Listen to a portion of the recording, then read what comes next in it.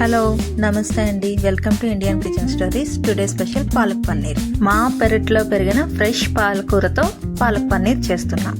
Boil అవుతున్న వాటర్లో ఒక కట్ట పాలకూరను వేసి బాగా ఉడకబెట్టుకోండి. చూడండి, ఇలా ఉడికిన తర్వాత దాన్ని ఒక బౌల్లో కూల్ వాటర్ తీసుకొని అందులో వేయండి.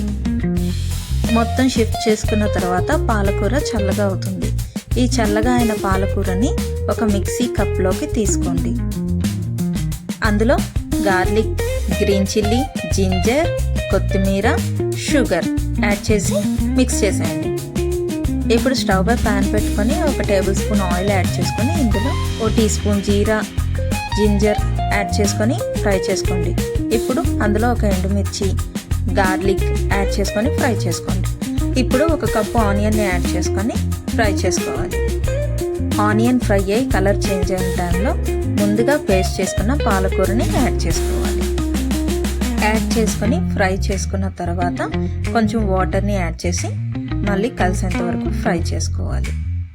కలిసిన తర్వాత ఇప్పుడు ఒక స్పూన్ ధనియా జీరా పౌడర్, ఒక స్పూన్ కారం, ఒక spoon garam masala, teaspoon Kashmiri chilli powder, టేస్ట్కి తగ్గట్టు సాల్ట్ యాడ్ చేసుకొని బాగా మిక్స్ చేసుకోవాలి. మొత్తం కలుపుకున్న తర్వాత ఆయిల్ రిలీజ్ అయ్యేంత వరకు వెయిట్ చేయాలి. చూసారుగా, ఇలా ఆయిల్ రిలీజ్ అవుతున్న టైంలో పన్నీర్ని యాడ్ చేసుకోవాలి. మొత్తం పన్నీర్ని యాడ్ చేసుకున్న తర్వాత కింద నుండి పై వరకు ఒకసారి కలుపుకోవాలి. మొత్తం గ్రేవీ అంతా పన్నీర్కి పట్టేలా. హోమ్ మేడ్ పన్నీర్ అయితే చాలా స్మూత్గా ఉంటుంది, విరిగిపోతుంది. సో స్లోగా కలుపుకోండి. ఇప్పుడు ఒక అరకప్పు వాటర్ని తీసుకొని యాడ్ చేసుకొని బాగా కలుపుకోవాలి.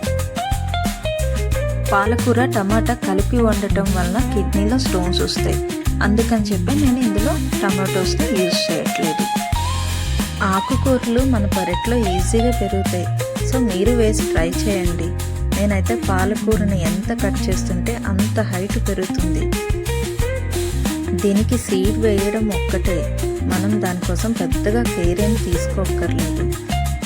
చూసారుగా, ఈ స్టేజ్లో మనం ఫ్రెష్ క్రీమ్ని యాడ్ చేసుకొని కలుపుకోవాలి. ఇలా క్రీమ్ మొత్తం మిక్స్ అయ్యేంత వరకు కలుపుకొని బాగా మిక్స్ అయిన తర్వాత ఒక 3 రెమ్మల కొత్తిమీరని యాడ్ చేసుకోవాలి. అలానే ఒక టేబుల్ స్పూన్ కసూరి మేతిని బాగా నలిపి వేసుకోవాలి. ఇప్పుడు ఫ్లేవర్స్ అన్నీ పట్టేలా మరొకసారి కలుపుకుంటే సరిపోతుంది. చూసారుగా ఎంత బ్యూటిఫుల్గా ఉందో. అయిపోయిందండి మన పాలక్ పన్నీర్ కర్రీ. ఓ 15 నిమిషాలు స్పేర్ చేస్తే చాలండి, ఈజీగా అయిపోతుంది. చూసారుగా ఎంత బ్యూటిఫుల్గా ఉందో. మీకు నచ్చిందా? ఒక లైక్ వేయడం అస్సలు మర్చిపోవద్దు. ఇంకా మీ ఫ్రెండ్స్ అండ్ ఫ్యామిలీకి షేర్ చేయండి. Thank you for watching. Please subscribe.